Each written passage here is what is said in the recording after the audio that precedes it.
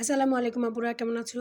আমি আজকে ভাত দিয়ে ফ্রাইড রাইস করে দেখাবো। বিভিন্ন রকমের সবজি আমি হাফ বয়েল করে নিছি এবং এটার সাথে আমি একটু মুরগিটাও সিদ্ধ করে ছিঁড়ে ছিঁড়ে নিয়েছিলাম এবং এগুলো সব কিছু একসাথে দিয়ে পেঁয়াজটা রিং রিং করে কেটে সব কিছু একসাথে দিয়ে হালকা একটু তেল দিয়ে ভেজে নিব। এবং আমার বাসায় ঝরঝরা কিছু ভাত আছে, মানে আমি মূলত এটা পোলার চাল দিয়ে না, ভাত দিয়েই বানাবো। সেজন্য আমি ভাত দিয়েই এটা হচ্ছে বানালাম।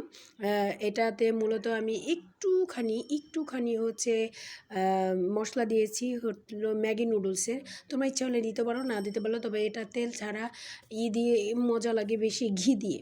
যাই হোক, আমার বাসায় ঘি ছিল না, তাই জন্য আমি এটাই দিয়েছি। আর এটাই হলো রাতের জন্য ডিনার করেছি। বাসায় মুরগির মাংস আছে, এটা মূলত মুরগির মাংস দিয়েই খাবে। তো ওর হচ্ছে একটু ঠান্ডা জ্বর, কিছু খেতে চাচ্ছিল না। সেই জন্য আমি চিন্তা করছি এইভাবেই টেকনিক্যাল ওর কিছু খাওয়ানো যায় কি না, ওর বৃত্তির প্রিপারেশন নিচ্ছিল।